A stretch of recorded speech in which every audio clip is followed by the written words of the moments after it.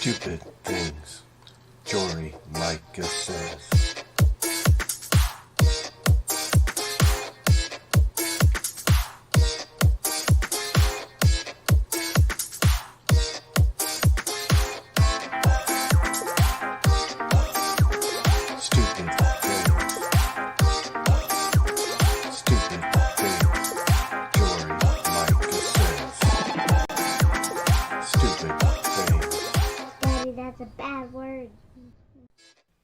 Hey, what's going on, everybody? Welcome back to Stupid Things Jory Micah Says, episode 3. I really did not think I was going to do an episode today, but the cray-cray just keeps coming. There's no stop to the avalanche of ridiculous things that come off of Jory Micah's Twitter, and I don't even follow her on Instagram.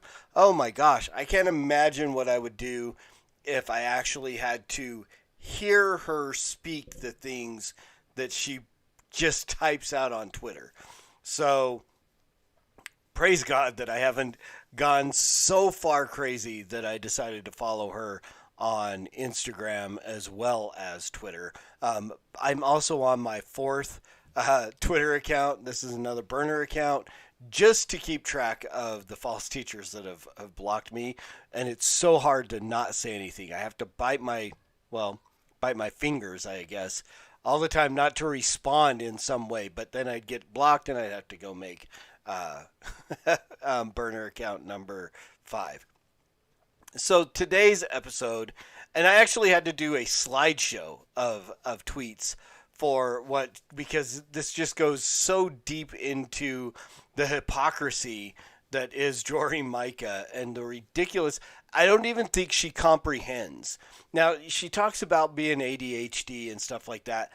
I don't know if there's some other mental illness that's going on that she just doesn't get. I mean, it's obviously narcissism. I give you that. There's definitely narcissism going on, so much so that she does not see the ridiculous stuff that she puts in here and the contradictions that she makes of herself. So today's first tweet, the first tweet that I wanted to look at, and let me raise this up a little bit because it's going to block my face, but oh well. Never block the podcast host's face, right? So she says, I just unfollowed 1,000 people, mostly husbands, fathers, pastors, and theologians, over it. So this doesn't seem too crazy. I did on Facebook, I did a Facebook purge of friends, of people that I just don't know, that I don't interact with, that I don't, have just, that found me through. See, my big thing is I finally became friends. Jeff Durbin accepted my friend request. I believe I'm friends with Dr. James White, Chocolate Knox, Gabe Wrench, Toby Sumter. These guys that are far more well-known than me and have way more friends than I do on Facebook. But then all those people came across the people you might know tab, right? And they all started following me. And then I realized once upon a time I took pride in the fact that I knew every single person on my Facebook feed personally. Now, there are some people that I don't know that I interact with, but I wanted to get rid of. So it's not really stupid to unfollow 1,000 people. Not a huge deal. Okay, weird that it's mostly husbands, fathers, pastors, or theologians. I don't make friend requests of females. Rarely. I mean, I might have requested one or two. But for the most part, if I am friends with their husband and I'm going to friend request their husband, I don't send a friend request to the wife. Rarely. Exceptions are people like Summer Yeager, who I follow because her podcast and stuff like that. So I am friends with her husband, and I think I was friends with her first before she was married to Eric. So those are some exceptions. But so it's not odd to even do that. But pastors and theologians, okay, if you're just getting rid of people you don't agree with, okay, fine.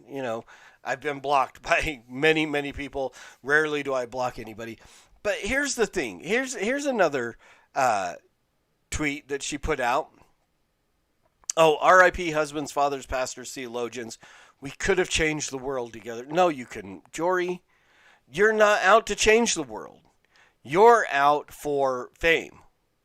Literally. I mean, it is obvious, when painfully obvious, when you read your tweets, read your timeline, stuff like this.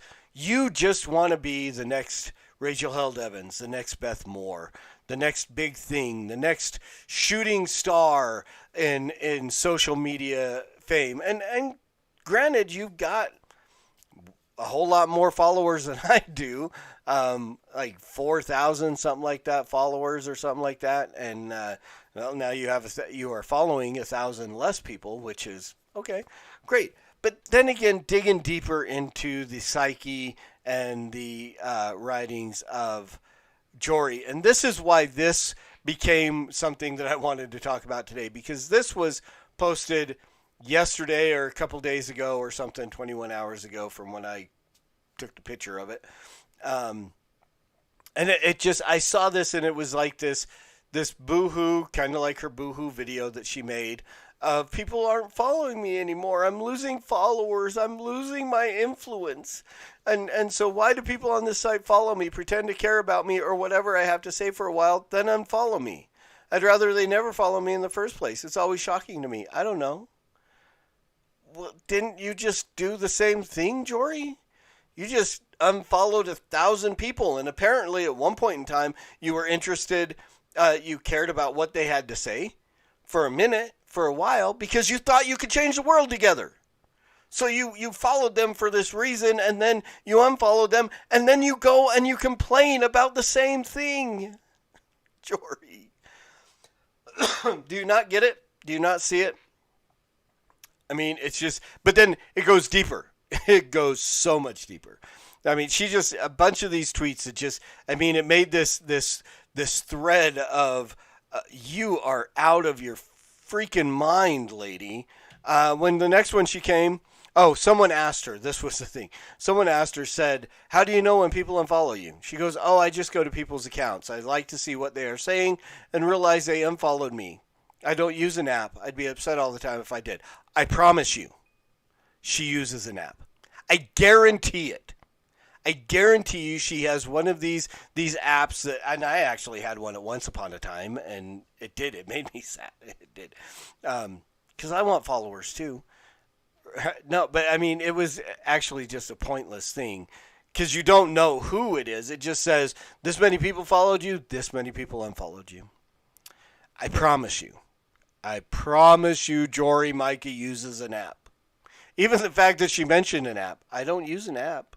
Yes, you do. Yes, you do, Jory. You use an app. We all know you use an app.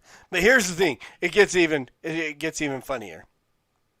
If you can't engage with other people on this app who gently disagree with you or add to your point, you are not yet mature enough to call yourself a theologian or a pastor. You just want people to feed your ego and self-righteousness. Thank you. Thank you, Jory. So you're going to stop now. You're going to stop calling yourself a pastor. You're going to stop calling yourself a theologian because you can't engage with other people on this app. You just unfollowed 1,000 people, Jory. That maybe they didn't gently disagree with you. Maybe that's the caveat here. They didn't gently disagree with you or add to you. Oh, they don't add to your point. That's it. That they don't add to your point. You're not yet mature enough. Jory, you're not mature enough. I don't even know if you're mature enough to call yourself a lady. I really, as I've watched and I see, my 4-year-old has moments of maturity greater than you show in most of your tweets. I don't know that you're mature enough to call yourself a teenager, let alone a theologian. And you cannot call yourself a pastor.